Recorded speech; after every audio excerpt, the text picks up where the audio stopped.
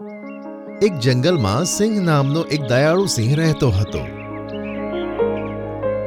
તેનાથી જંગલના બધા જાનવર ખૂબ જ ખુશ રહેતા હતા. એક વખતની વાત છે, બધા જંગલોમાં ભયંકર દુષ્કાળ પડ્યો. વરસાદ પડવાનો બંધ થયો. પણ સિંહના જંગલમાં આવું ન થયું. દુષ્કાળને લઈને જંગલના બધા જાનવર ખૂબ જ ડરેલા હતા. તે બધા ભેગા થઈને સિંહ શેરની પાસે આવ્યા. શું થયું? તમે બધા આટલા હેરાન કેમ દેખાઓ છો? અમારી ચિંતાનું કારણ જંગલમાં દુષ્કાળ છે. આપણા જંગલના પ્રાણીઓમાં પણ એ ડર પ્રસરી રહ્યો છે કે દુષ્કાળ આપણા જંગલમાં પણ ન આવે. ચિંતા ના કરો, આપણું જંગલ દુષ્કાળની લપેટમાં નહીં આવે અને અહીંયા હંમેશાની જેમ વરસાદ પડતો રહેશે. પણ એક વાતનું બધા જ ધ્યાન રાખજો. કઈ વાત મહારાજ? એ જ કે હવે બીજા જંગલના જાનવર આપણા જંગલમાં સીધો પ્રવેશ નહીં કરી શકે. તમે આ કેવી વાત કરો છો મહારાજ? તમે તો બહુ દયાળુ છો.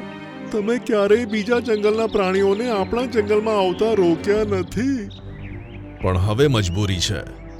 જો આપણે બીજા જંગલના વાસીઓને આપણા જંગલમાં આવવા દઈશું તો પછી મારા જંગલના વાસીઓ ક્યાં જશે?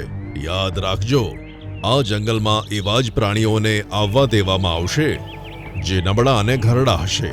આજથી બધા યાદ રાખજો. મહારાજની વાત સાંભળીને ઝુમોએ પોતાની એક ટીમ બનાવી. તેણે પોતાની ટીમમાં જંગલના સૌથી ઝડપી એવા ઢોલું અને ભોલુને સાથે લીધા. ઢોલું ભોલું, હવે આ સમયે મજાક કરવાનો નથી. માત્ર તમે બંને જ આખા જંગલમાં ફરો છો. આપણા જંગલની સીમા પર ચાંપતી નજર રાખજો. કોઈ બીજા જંગલના પ્રાણીઓને જો આપણા જંગલમાં પ્રવેશતા જુઓ ને તો મને કે મહારાજને તરત જણાવજો. તમે ચિંતા ના કરશો.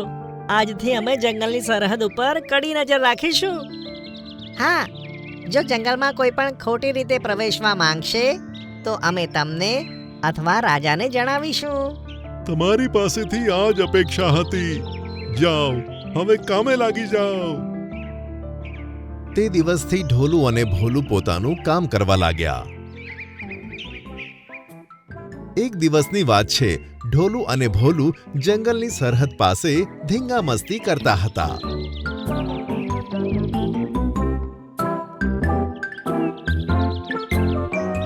કે ત્યાં જ તેમની નજર સામેથી આવતા બે શિયાળ પર પડી. તે બે તેમના જંગલના ન હતા. ઢોલું અને ભોલું તરત દોડતા દોડતા તેમની પાસે પહોંચ્યા. ત્યાં જ ઊભા રહો. તમે કોણ છો? ઢોલુની વાત સાંભળીને શિયાળ ગભરાતા બોલ્યું કે મારું નામ સીપુ છે. અને મારું નામ લૂમી છે. અમને તમારું નામ શું છે તેનાથી કોઈ મતલબ નથી. પણ અમારા રાજાએ અમને આદેશ આપ્યો છે કે તેમની પરવાનગી વગર બીજા જંગલનું કોઈ પણ જાનવર અમારા જંગલમાં નહીં પ્રવેશી શકે. તમારે બંને અમારા રાજા પાસે આવવું પડશે. જેવી તારી ઈચ્છા. ઢોલું અને ભોલું તેમને સિંહની ગુફામાં લઈ ગયા. મહારાજ, આ બંને આપણા જંગલના વાસી નથી. અમે બંને ભાઈઓએ આ બંનેને જંગલની સીમામાં પ્રવેશતા પકડ્યા છે. ઢોલું અને ભોલુની વાત સાંભળીને જંગલનો રાજા ગુસ્સે થતા બોલ્યો કે શું તમને ખબર નથી કે મેં બીજા જંગલના પ્રાણીઓને મારા જંગલમાં આવવાની ના પાડી છે? રાજાની વાત સાંભળીને સીપુ કંઈક ગભરાતા બોલ્યો કે માફ કરજો મહારાજ, પણ મેં સાંભળ્યું હતું કે તમે ઘરડા અને અશક્ત જાનવરોને આવવાની પરવાનગી આપી છે. અને મેં એ પણ સાંભળ્યું છે કે તમે બહુ દયાળુ છો. તમારી દયાળુતાના વખાણ સાંભળીને હું અને મારી દોસ્ત અહીં આવ્યા છે. પણ તમે લોકો ઘરડા તો દેખાતા નથી. લૂમી, જે અત્યાર સુધી ચૂપ હતી, તે ચાપલુસી ભર્યા અવાજમાં બોલી કે તે સાચું છે મહારાજ કે અમે બંને ઘરડા નથી. પણ અમારી વાત ઉપર વિશ્વાસ કરો. અમે બંને બીમાર છીએ. અમે ઘણા દિવસોથી કંઈ જ નથી ખાધું. સિંહ બહુ દયાળુ હતો. તેને તે બે ઉપર દયા આવી ગઈ. સારું, તમારી જ્યાં સુધી મરજી હોય આ જંગલમાં રહી શકો છો. પણ યાદ રાખજો, તમારી જો કોઈ પણ ફરિયાદ મારા કાનો સુધી આવી તો મારા જંગલનો કાયદો અલગ છે. હું દોષીઓને ક્યારે પણ ક્ષમા નથી કરતો. તમે જઈ શકો છો. સીપો અને લોમી તે જંગલમાં રહેવા લાગ્યા. આખો દિવસ તે મજાથી ખાતા અને બસ ફરતા રહેતા. એક રાત્રે તેઓ માંસ ખાવામાં મશગુલ હતા કે ત્યાં જ તેમની નજર જંગલમાંથી પસાર થતા તે સિંહ રાજા ઉપર પડી. આજ સમય છે સીપો, આપણે તેનો પીછો કરવો જોઈએ. તું સાચું કહે છે. તે બંને સિંહ રાજાનો પીછો કરવા લાગ્યા.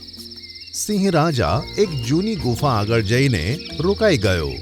રાત્રિના અંધારામાં તે ગુફાની અંદર પ્રકાશ ફેલાઈ ગયો હતો. જંગલનો રાજા આજુબાજુ જોઈને તે ગુફામાં પ્રવેશ કરી ગયો. સીપુ અને લોમી સંતાતા સંતાતા તે ગુફામાં આવી ગયા. તે ગુફામાં એક સુંદર મજાનો હીરો હતો કે જે સોનેરી રંગોથી ચમકી રહ્યો હતો. અરે આ શું ચમત્કારી હીરો લાગે છે. મૂર્ખ શિયાળ, આ કોઈ હીરો નથી, આ નાગમણી છે. હવે સમજી હું આ જંગલમાં હજુ સુધી દુષ્કાળ કેમ નથી પડ્યો.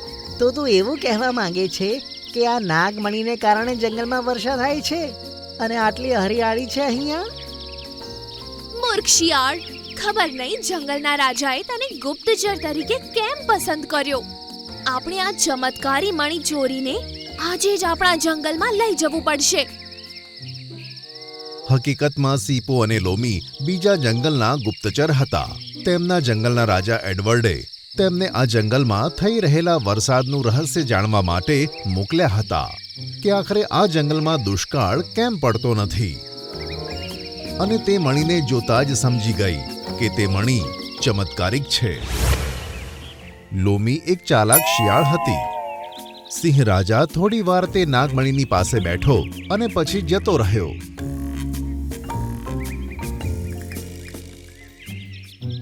લોમી અને સીપુએ તે નાગમણીને ચોરી લીધો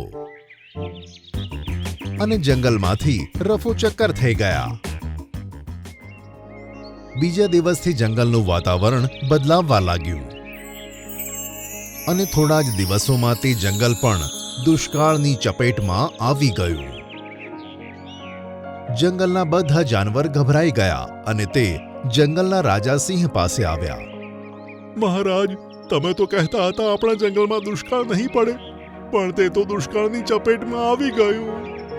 હું પણ એ વાતથી ચિંતિત છું, પણ તમે ગભરાઓ નહીં. તમે અહીંયા જ રોકાઓ, હું આવું છું. અને પછી જંગલનો રાજા દોડતો દોડતો તે જ જૂની ગુફા પાસે આવીને રોકાયો. તેણે જોયું કે મણી ત્યાંથી ગાયબ છે.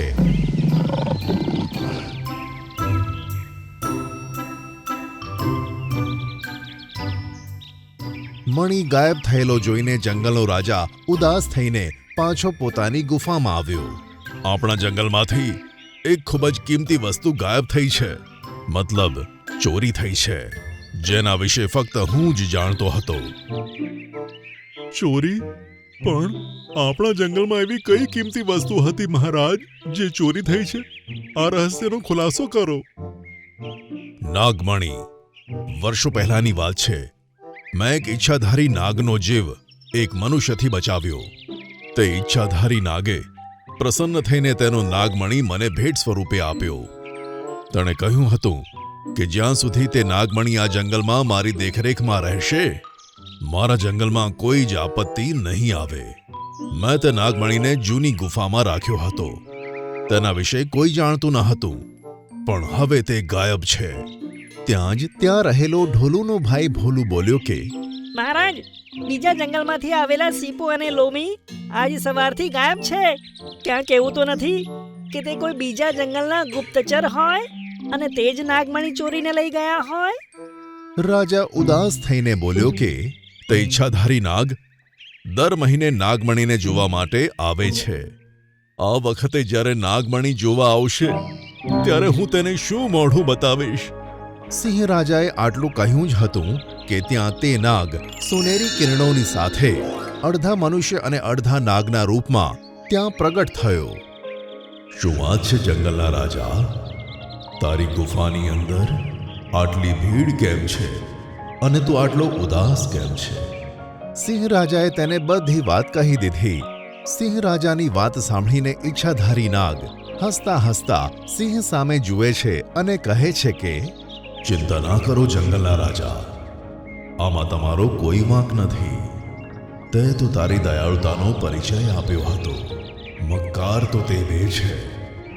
નાગમણી થોડા જ સમયમાં તારી પાસે આવી જશે. ઈચ્છાધારી નાગે આટલું કહ્યું જ હતું કે ત્યાં બીજા જંગલનો રાજા એડવર્ડ પોતાના 2 ગુપ્તચરો સાથે ત્યાં આવ્યો અને ખૂબ જ ક્રોધિત લાગતો હતો. એડવર્ડે નાગમણી સિંહ રાજાની સામે ફેંક્યો. આ અપશુકનિયાર મણીને તારી પાસે જ રાખ. તે મારા જ ગુપ્તચરો સાથે મળીને મને દગો કર્યો છે. અચ્છા, તો આ તારું કામ છે? એક તો ચોરી કરાવે છે અને અહીં આવીને શાહુકારી બતાવે છે. મેં વિચાર્યું હતું કે તારા ચમત્કારિક નાગમણીને જ લીધે તારા જંગલમાં કોઈ વિપત્તિ નથી આવતી, પણ જ્યારથી આ નાગમણી ચોરીને મને આપી છે ને, ત્યારથી મારા જંગલના જાનવરો મરવા લાગ્યા છે. મૂર્ખ રાજા, આ નાગમણીની આ જ ખાસિયત છે કે કોઈ તેને કપટતાથી ચોરશે તો તેનો પણ વિનાશ થશે. આમ કહીને ઈચ્છાધારી નાગે તે સિંહ રાજાને કહ્યું કે આ નાગમણીને તરત ઉઠાવી લો. દયાળુ સિંહ રાજાએ જેવો તે મણી ઉઠાવ્યો કે તરત જ એડવર્ડ અને તેના 2 ગુપ્તચરોના શરીરમાં આગ લાગી ગઈ. ત્રણે બળીને ખાખ થઈ ગયા. આજથી આ નાગમણી તારી પાસે જ રાખજે. આ પૂરી રીતે તારી થઈ. આમ કહીને ઈચ્છાધારી નાગ ત્યાંથી ગાયબ થઈ ગયો. તે દિવસ પછી દયાળુ રાજા સિંહનું જંગલ ફરીથી હરિયાળું બની ગયું અને બધા ખુશી ખુશી રહેવા લાગ્યા.